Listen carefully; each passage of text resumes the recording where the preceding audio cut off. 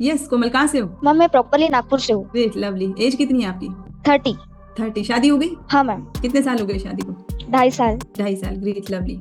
बच्चे हैं? नहीं मैम। अभी बच्चे नहीं है। बताओ क्या चैलेंज है? मैम सबसे पहले तो मुझे जॉब के रिगार्डिंग चैलेंज आ रहे हैं। जैसे मैंने आपको फ्री वेबिनार में भी कहा है कि मैम मेरे पास इंटरव्यू के बहुत से चांसेस है आ रहे हैं, और मुझे पता भी है कि इंटरव्यू में कौन से क्वेश्चंस आने वाले हैं। बट अभी फिलहाल मेरी कंडीशन ऐसी है कि मैं इंटरव्यू के क्वेश्चंस जो है वो प्रिपेयर ही नहीं कर पा रही हूँ। मुझे नहीं पता क्या कारण है, बट मेरे से हो ही नहीं पा रहा है। और मुझे face to face interview face करने के लिए बहुत डर लग रहा है। अगर कोई बोल रहा है मुझे कि आपको फेस टू फेस आना है, तो मैं तभी एकदम स्टॉप हो जाती हूँ। मैं सोचती हूँ फेस टू फेस इंटरव्यू में कैसे दे पाऊंगी, मुझसे हो पाएगा या नहीं हो पाएगा। ये मुझे पता नहीं मैम, इंग्लिश से ना बहुत डर लगता है। यस, एक्चुअली मैं जिस जगह पे इंटरव्यू देने जा रही हूँ ना, वो टोटली यूएस आईटी रिक्रूटर की मेरी फील्ड है।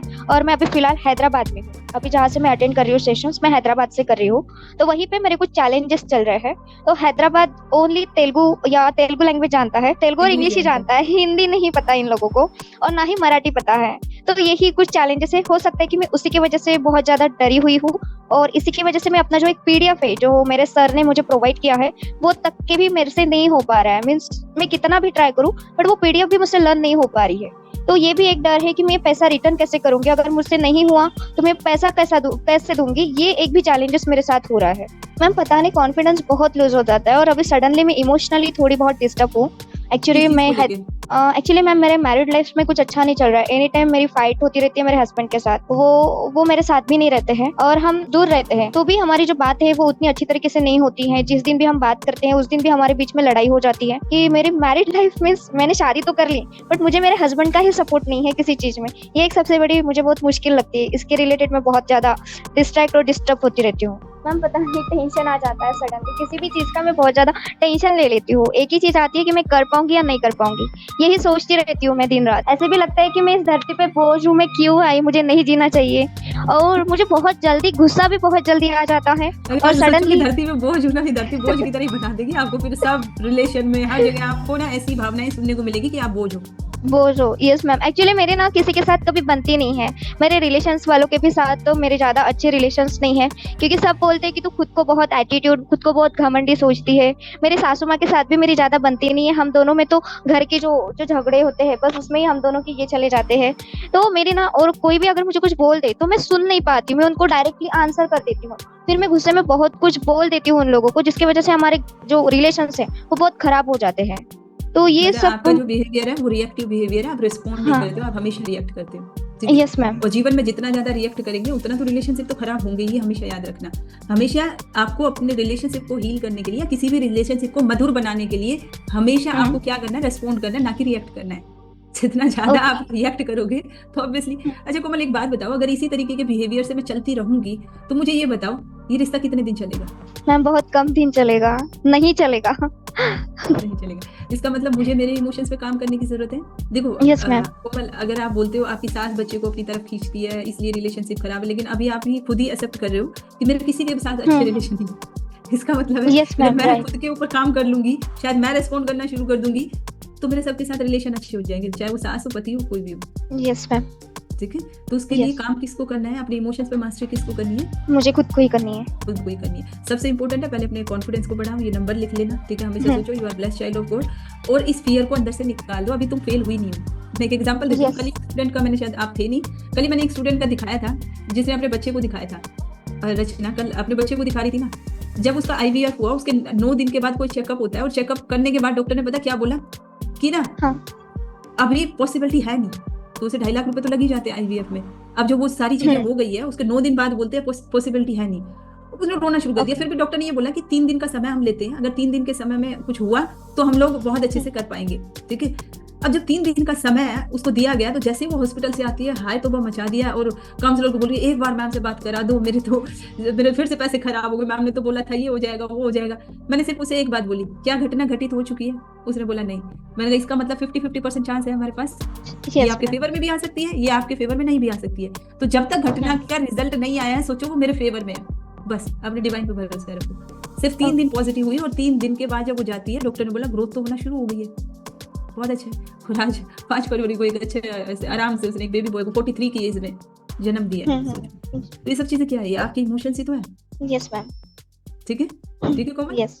अपने ऊपर यस काम मैम। करो, अपने ऊपर काम करो। Yes okay. Ma'am. Great, love yes you. Ma'am. Yes ma'am. Yeah great, lovely, thank you always ma'am. Blessings, God bless you, yes. God bless you. Hello.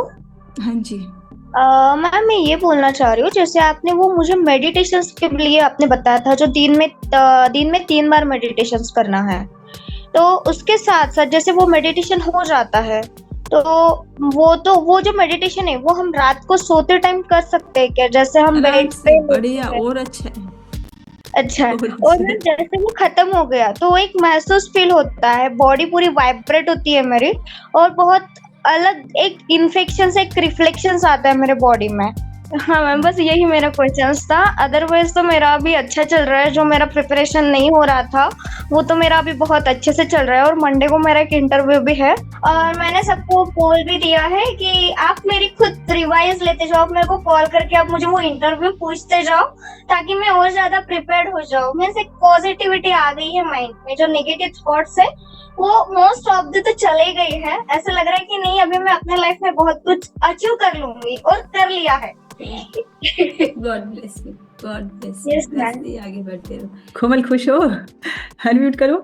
Yes ma'am. Yes कोमल, जिस purpose के लिए आई थी, आज तुम्हें 1 हफ्ता हुआ है, तुम्हारा हो गया पूरा? हाँ मैम, एक टारगेट मेरा कंप्लीट हो गया। अब डे 1 पे आई थी, तब आप बहुत ज्यादा फ्रस्ट्रेटेड थी कि मैं जॉब नहीं कर, मैं कैसे जॉब मिलेगी, मैं इंटरव्यू के लिए प्रिपरेशन नहीं हो रही। कैसा एक्सपीरियंस रहा? मैम बहुत ही अच्छा एक्सपीरियंस था। जब मैं आई थी तब मैं बहुत डरी हुई थी, समझ में नहीं आ रहा था, माइंड में बहुत सारे थॉट चल रहे थे।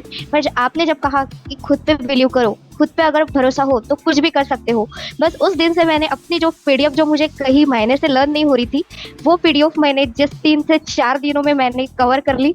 और जब मेरा इंटरव्यू था, फर्स्ट इंटरव्यू, तब भी मैंने पूजा मैम को बोला था, मैम मेरा इंटरव्यू, मुझे बहुत डर लग रहा, बहुत घबराहट हो रही है।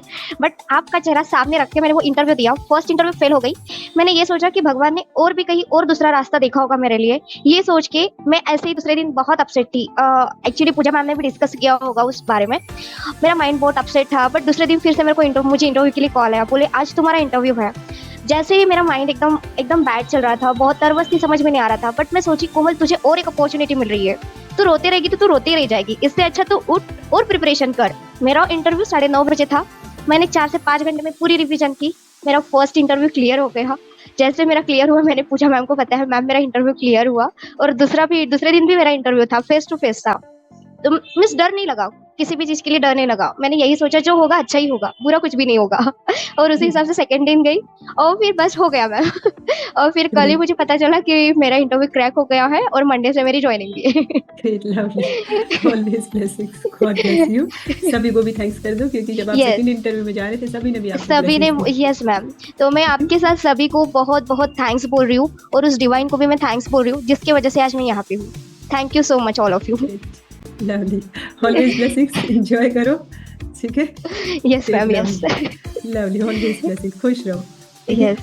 सच कह रही, मुझे आप लोगों से भी ज़्यादा खुशी होती है जब आप जिस पर्पज के लिए आते हो और आपका डिवाइन आपका वो काम कर देता है। तो सच में आप लोगों से ज़्यादा मुझे बहुत खुशी होती है कि सच में वो डिवाइन अपने बच्चों का काम अपने आप करा रहे हैं। हम तो कोने सिर्फ माध्यम है, बाकी करने वाला वो है।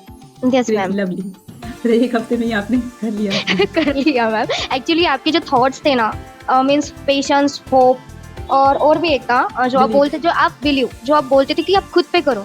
और आपने और भी एक चीज कही थी, टाइम, मनी और फोकस, ये भी चीज। तो मैं यही चीजों को बस 1 हफ्ते से फॉलो करती गई, और पेशेंस नहीं छोड़ा, और होप भी नहीं छोड़ी, और बिलीव भी नहीं छोड़ी। मुझे पता है कि मैंने अपने एफर्ट्स भी बहुत लगाए थे। पहले तो मेरा प्रिपरेशन नहीं हो रहा था, बट जब आपने कहा, और इंटरव्यू के लिए भी बहुत डर लग रहा था मैम। एक्चुअली आपने जैसे कहा था ना कि तुम जैसे अभी मेरे साथ बात कर रही हो, बस वैसे ही तुम्हें सामने बात करनी है।